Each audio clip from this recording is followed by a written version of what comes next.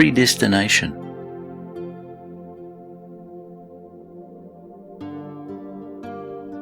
Part 4.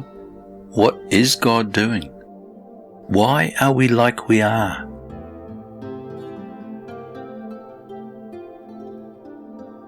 Aren't our troubles unfair?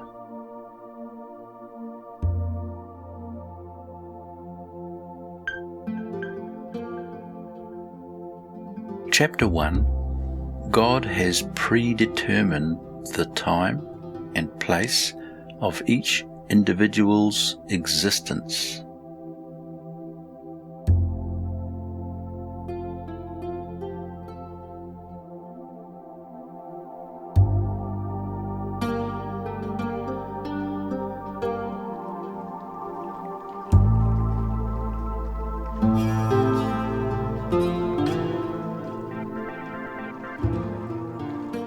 People are all different, but something of the Spirit of God is in everyone.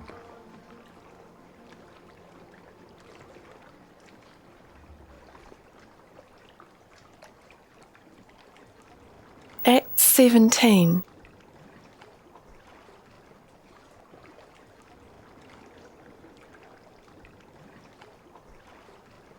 He himself gives to all people life and breath and all things.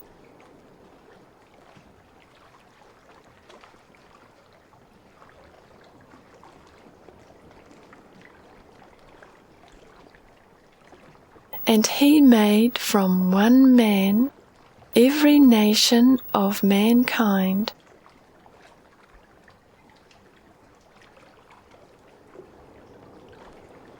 to live on all the face of the earth.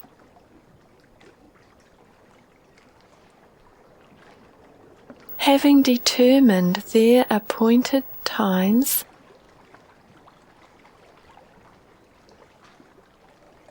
and the boundaries of their habitation, that they would seek God,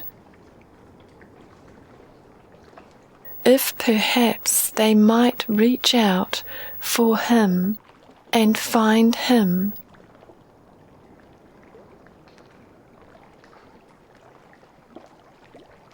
Though he is not far from each one of us.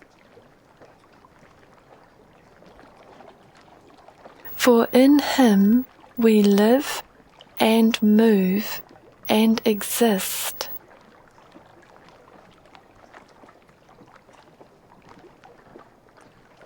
As even some of your own poets have said, for we also are his children.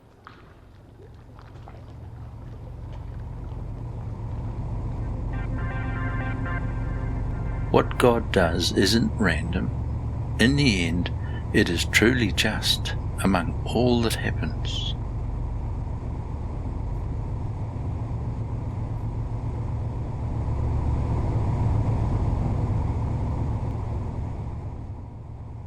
Deuteronomy 32. God is the rock, his work is perfect, for all his ways are just.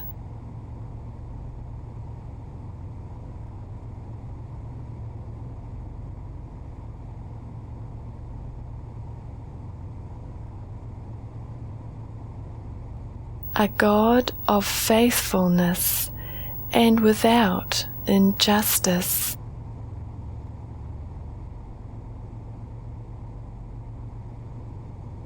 He is righteous and upright.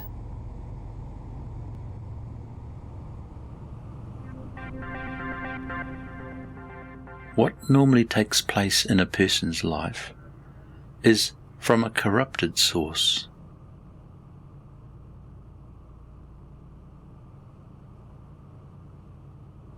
Not birthed of God. They have acted corruptly toward him. They are not his children because of their defect,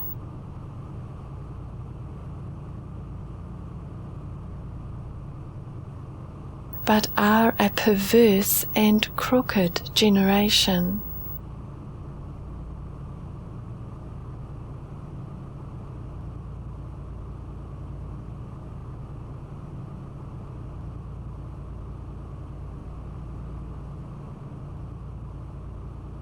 Do you thus repay the Lord, you foolish and unwise people?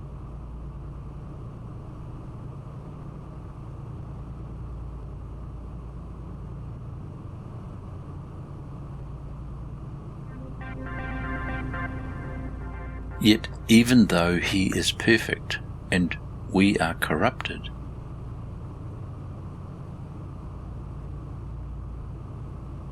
he wants good things for our lives.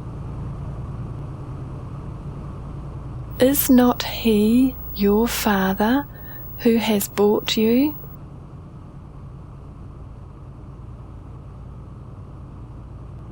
He has made you and established you. The Most High gave the nations their inheritance.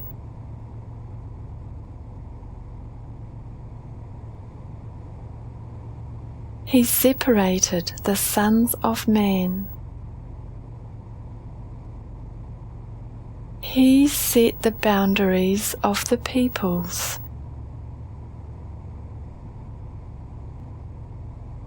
For the Lord's portion is his people.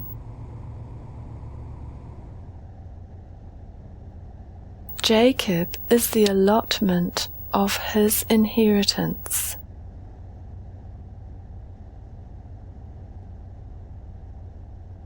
He found him in a desert land,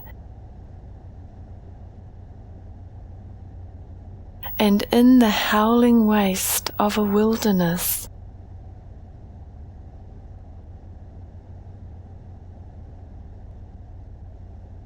He encircled him, he cared for him. He guarded him as the pupil of his eye.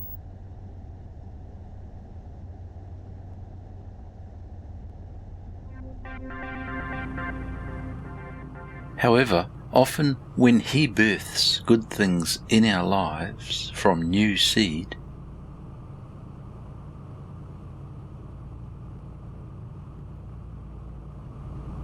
we turn from him. But they grew fat and kicked. You are grown fat, thick and sleek.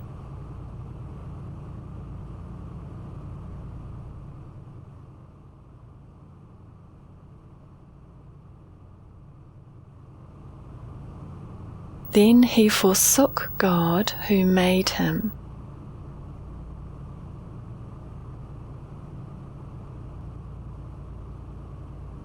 And scorned the rock of his salvation.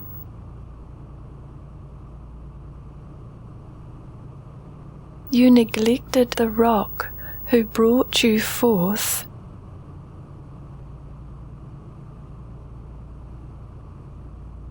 and forgot the God who travailed to give you birth.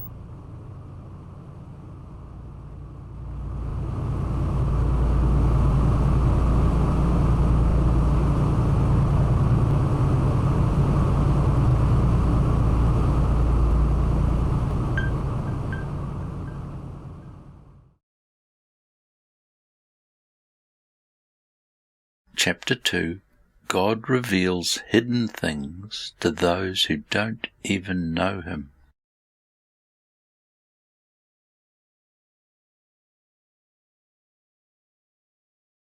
He is also like a potter working with clay.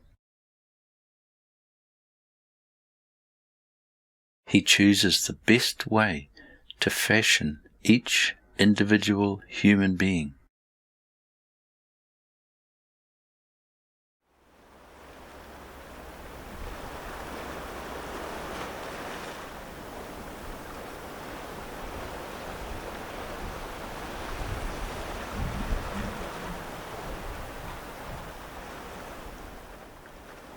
Even the circumstances in the world around about us are not beyond God's control.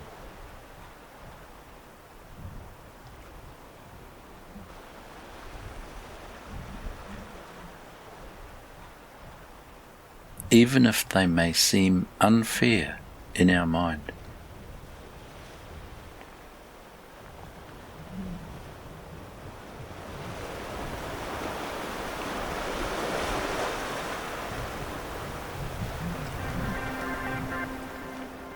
The king helped end the captivity, even though he didn't know God.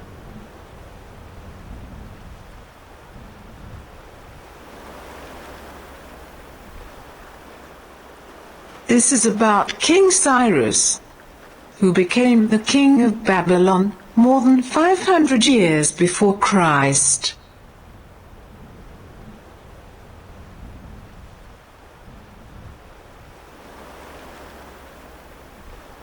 Isaiah 45.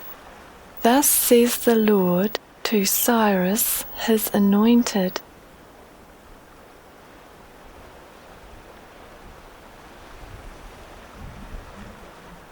whom I have taken by the right hand, to subdue nations before him, and to loose the loins of kings,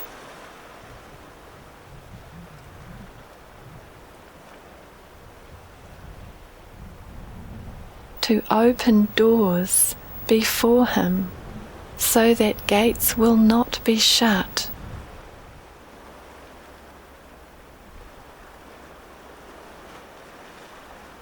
For the sake of Jacob, my servant, and Israel, my chosen one. I have also called you by your name.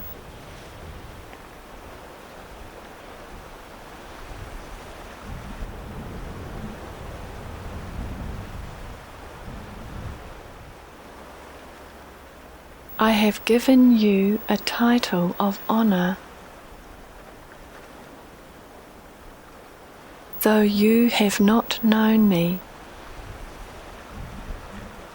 I am the Lord, and there is no other. Besides me, there is no God.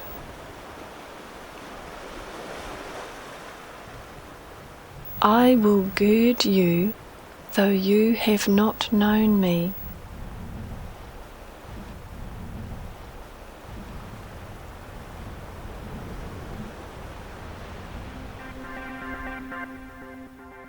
Even if the circumstances are bad, God works his purpose in it all.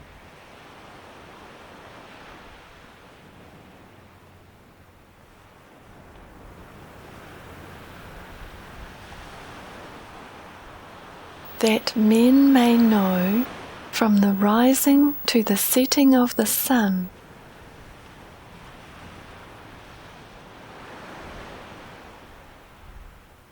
that there is no one besides me. I am the Lord, and there is no other.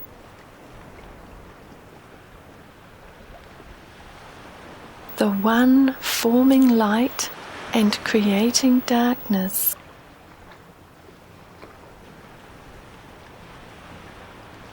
Causing well-being and creating calamity.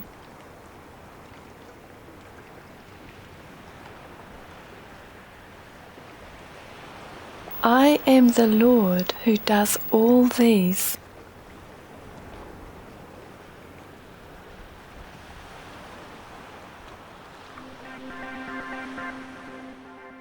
The purpose is that righteousness trickles down into us during this process.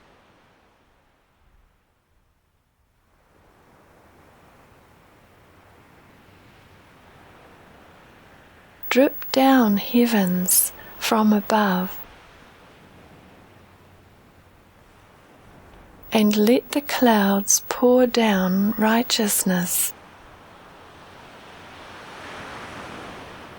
Let the earth open up and salvation bear fruit.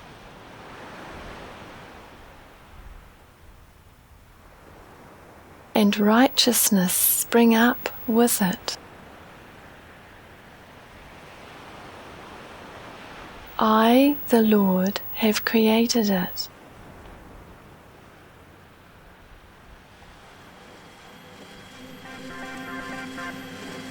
We may not like our circumstances,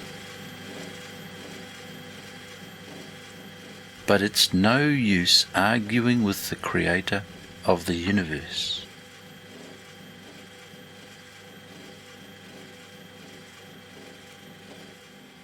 Woe to the one who quarrels with his Maker.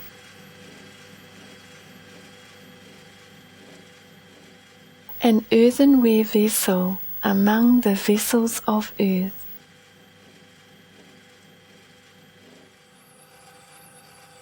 Will the clay say to the potter, "What are you doing?"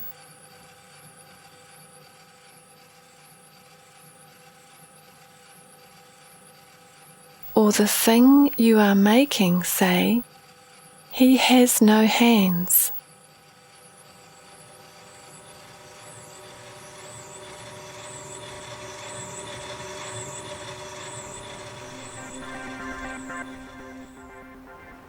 God has determined that certain things be birthed in us.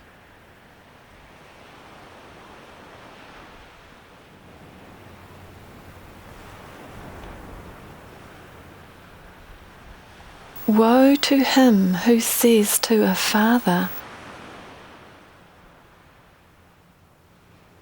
"What is this you have produced?"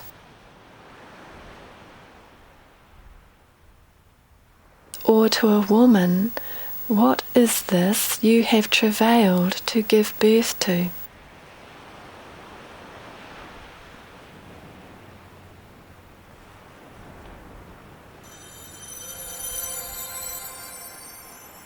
The terrible calamity and pain that many people suffer can make God seem unjust. But in ages to come, our perception will be different.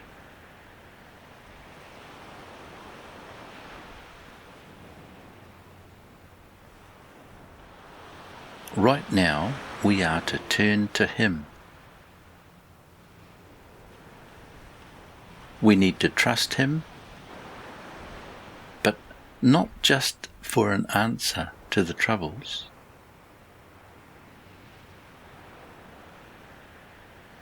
We also need to trust Him to show us how the trouble can work righteousness in us.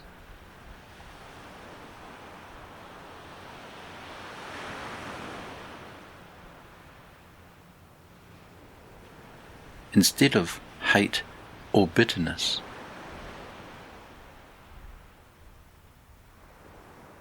And show us how what is being worked into us will endure without end.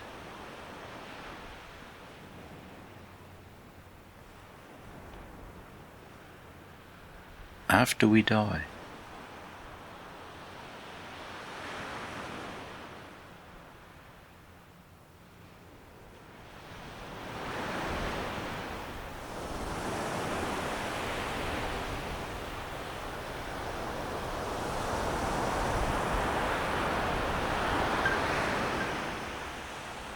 Chapter 3. It makes it easier to comprehend God's ways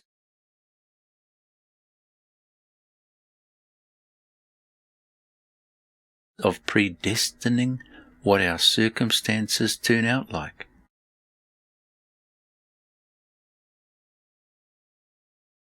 And what He lets us go through. If we realize the pattern.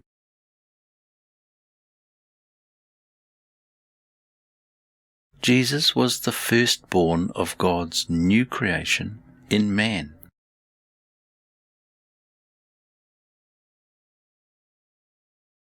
And some are foreordained to become newly birthed like him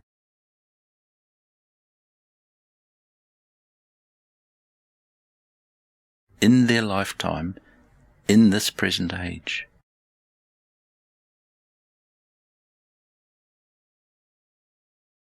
After that, all of his creation will become like him.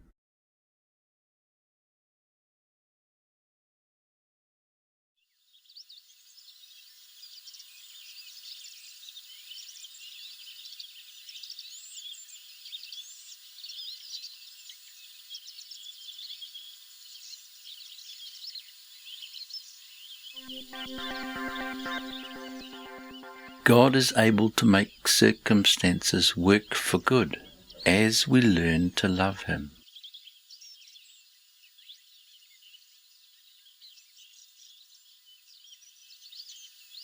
Romans 8. And we know that God causes all things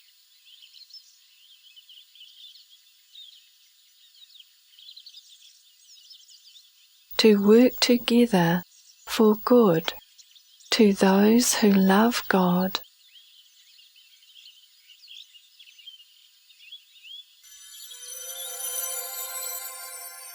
I may resent the hellish, nightmarish experiences I have been going through.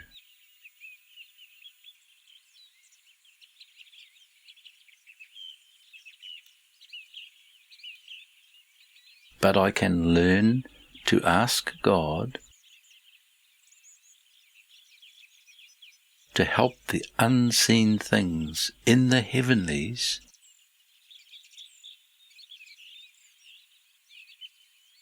to grow out of these troubles.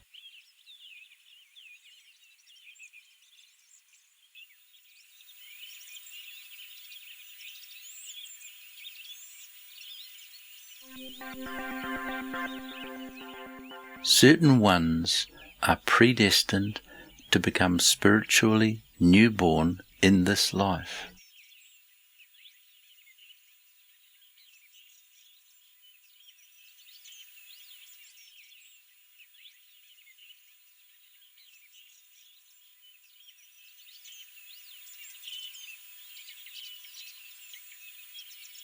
To those who are called according to his purpose.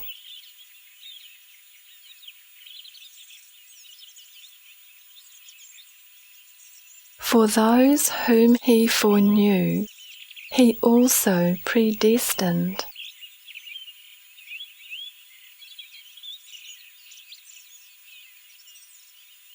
to become conformed to the image of his Son,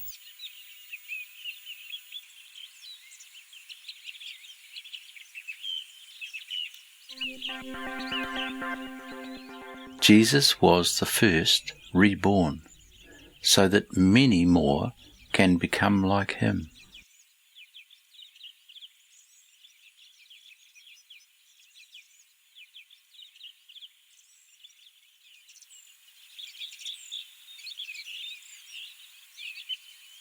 so that he would be the firstborn among many brothers.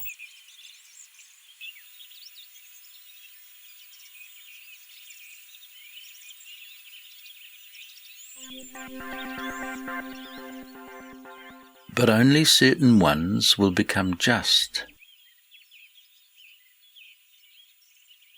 and be glorified in this life.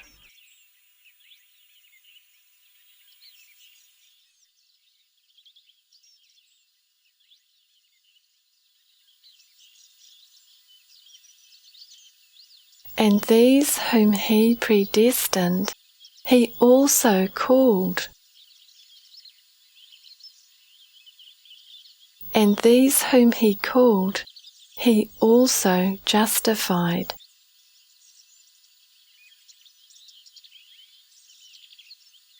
And these whom he justified, he also glorified.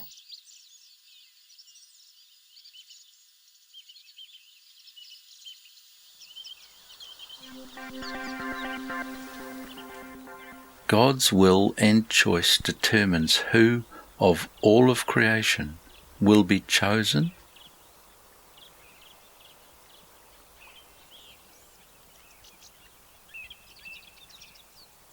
to be like first fruits. James 1. Of his own will he brought us forth by the word of truth,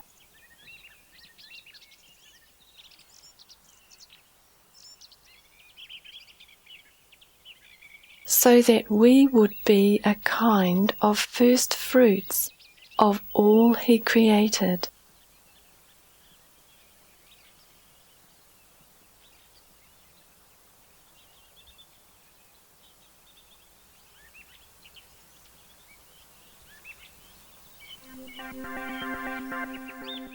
God empowers certain ones to become born of the Spirit.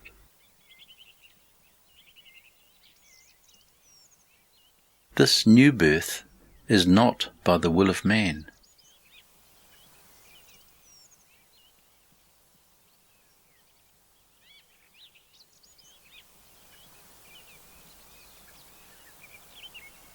John 1.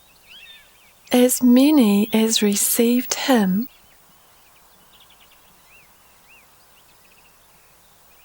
to them he gave the right to become children of God,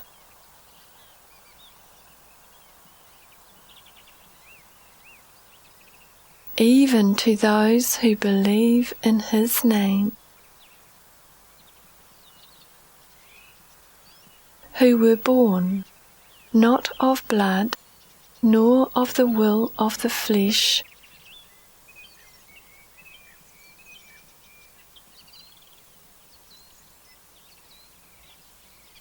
nor of the will of man, but of God.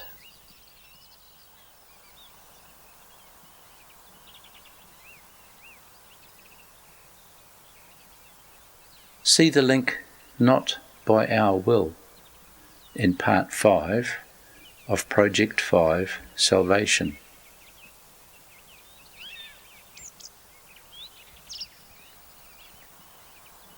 This is being mentioned because so much wrong emphasis is placed by preachers on the need for people to exercise their willpower to access Christ.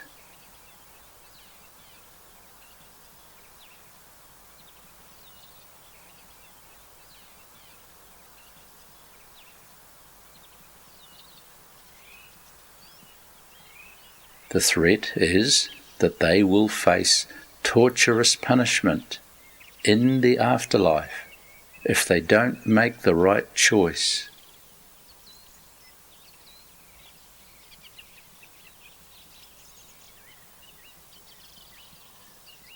But that is contrary to these scriptures and paints a totally false picture of God.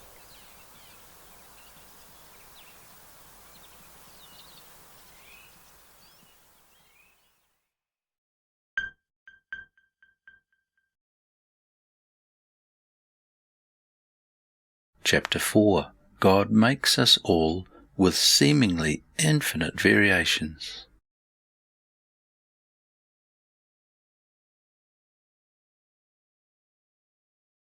He makes some people appear honourable, and some not.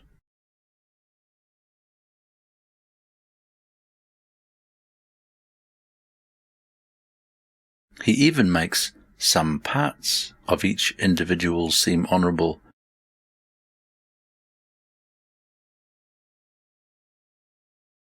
and some parts of the same individual not.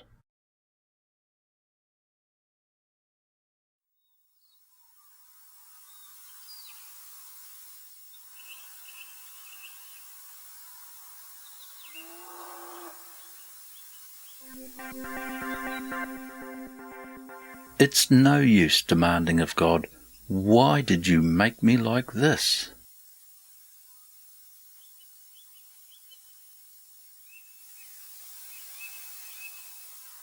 Romans 9. It does not depend on the man who wills,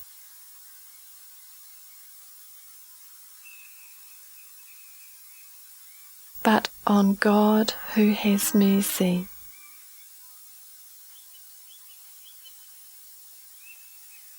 You will say to me then, why does he still find fault?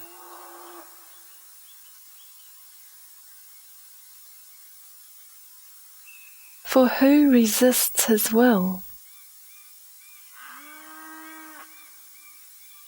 On the contrary, who are you, man,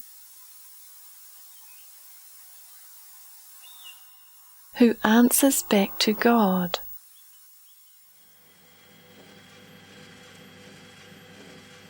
The thing moulded will not say to the moulder, why did you make me like this, will it?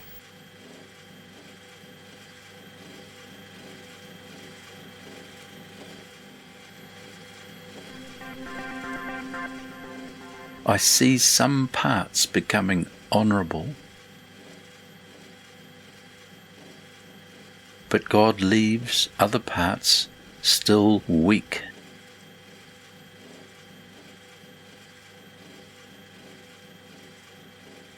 Or does not the potter have a right over the clay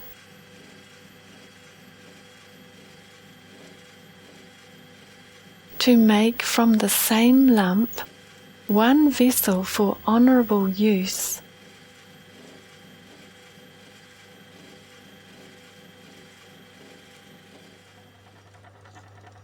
and another for common use?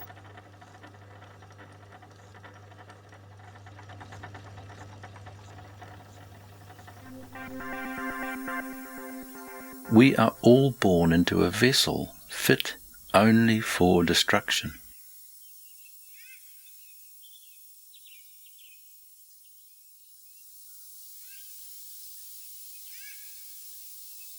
Although God could be willing to display his wrath,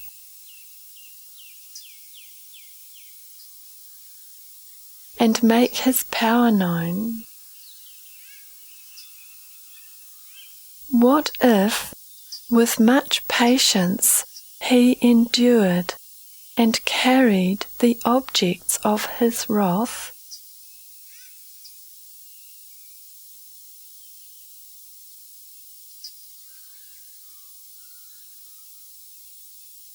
Even if they were only fit for destruction.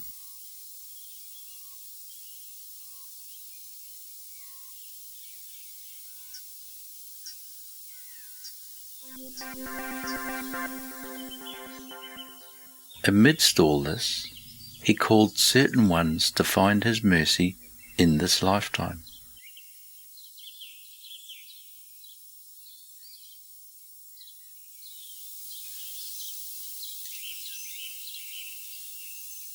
And he did so to make known the riches of his glory upon the objects of his mercy,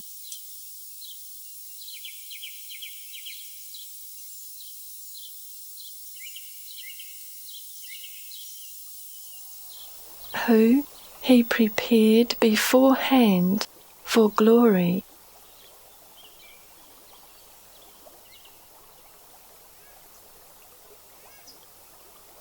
even us, who he also called.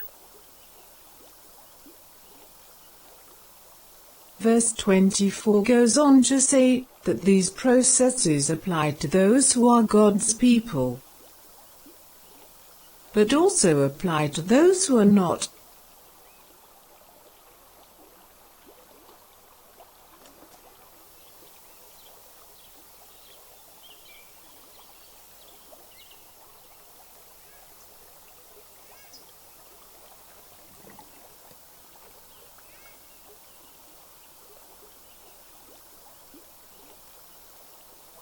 See also Salvation Part 6.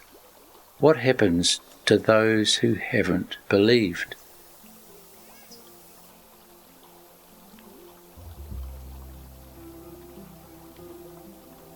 And also, God redeemed all mankind through Christ. Part 3. What is the lot of those outside God's laws?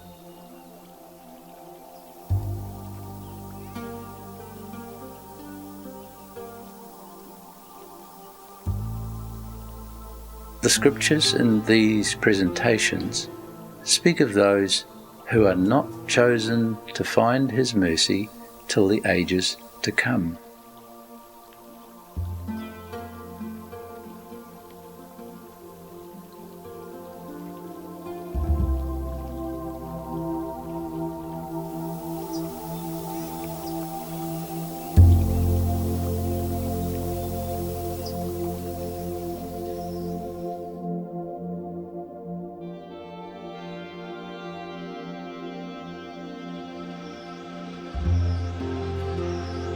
This was Predestination,